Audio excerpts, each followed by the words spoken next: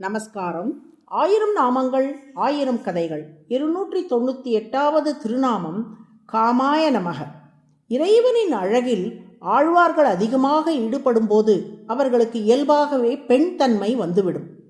ஞானத்தில் பெண் பேச்சு, பிரேமத்தில் பெண் பேச்சு என்று இதை பெரியோர்கள் குறிப்பிடுவார்கள்.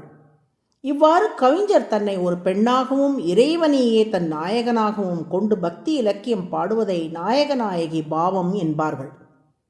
நம்மாழ்வார் திருக்குறுங்குடி என்னும் திவ்ய தேசத்தில் கோவில் கொண்டிருக்கும் திருக்குறுங்குடி நம்பி என்ற பெயர் பெற்ற பெருமாளை தரிசித்த அளவில் அப்பெருமாளின் வடிவழகு நம்மாழ்வாரை ஆட்கொண்டது.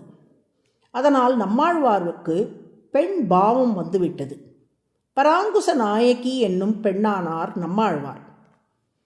அந்த பராங்குச நாயகி திருக்குறுங்குடி நம்பியிடம் மயங்கி கிடப்பதைக் கண்ட அவளது தாய், மகளே, நீ என்ன பித்து பிடித்தாற் போல் ஆகிவிட்டாய், என்ன ஆயிற்று உனக்கு என்று கேட்கிறாள்.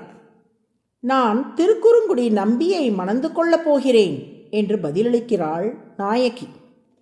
என்ன உளறுகிறாய் என்று மிரட்டும் தொனியில் கோபத்துடன் கேட்கிறாள் தாய். அதற்கு பராங்குச நாயகி விடையளிக்கிறாள்.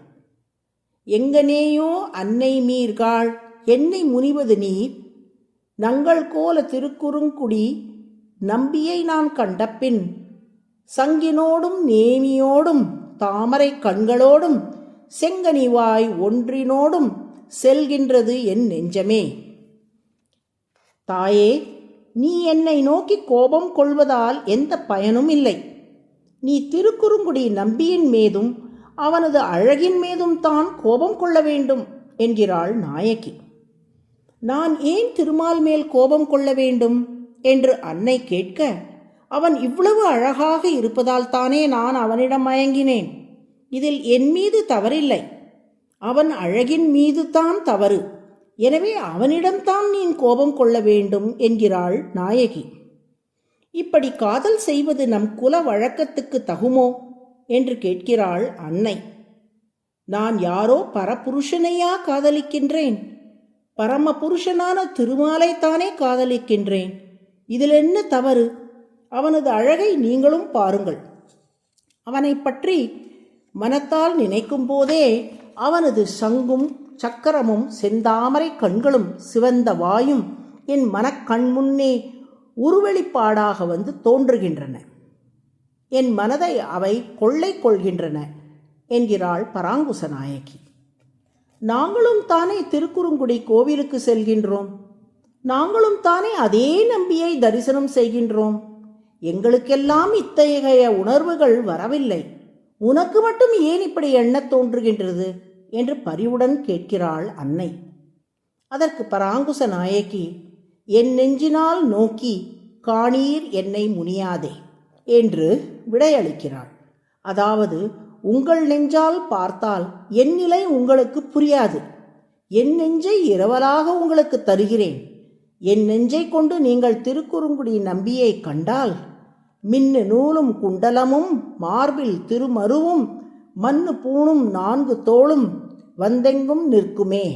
அவனது மேகம் போன்ற மேனியில் மின்னல் போன்ற பூணுல் மரகத குண்டலமும் திருமார்பிலுள்ள ஸ்ரீவத்சம் என்னும் மருவும் அவனது திவ்ய ஆபரணங்களும் 4 திருத்தோள்களும் நீங்கள் செல்லும் இடமெல்லாம் உங்களை பின்தொடர்ந்து வரும். அப்பேற்பட்ட பேரழகன் அவன் என்று பதில் சொல்லுகிறாள் நாயகி. இந்த பாடல்களின் மூலம் திருமாலின் வடிவழகும் அவருடைய கல்யாண குணங்களும் அடியார்களின் மனங்களை எந்த அளவுக்கு மயக்கி அவன் பால் ஈர்க்கின்றன என்பதை அறிய முடிகிறதல்லவா? இப்படி தனது அழகால் உலகனைத்தையும் மயக்கி விடுவதால் திருமால் காம என்று அழைக்கப்படுகிறார். காமக என்றால் தன் அழகால் அனைவரையும் மயக்குபவன் என்று பொருள். அதுவே சகஸ்ரநாமத்தின் 297வது திருநாமம். திருமாலின் பேரழகிலிருந்து ஒரு துளியை பெற்றால் தான் மன்மதனும் பிறரை மயக்கும் ஆற்றலை பெற்றான். மயக்கும் ஆற்றல் பெற்றதால் மன்மதனுக்கும் காமக என்று பெயர் உண்டு.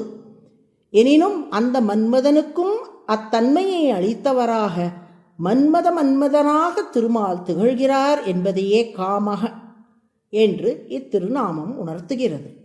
காமாய நம என்று தினமும் சொல்லி வரும் அன்பர்கள் திருமாலின் அழகில் மயங்கி உயர்ந்த பக்தியில் ஈடுபடும்படி திருமால் அருள் புரிவார்.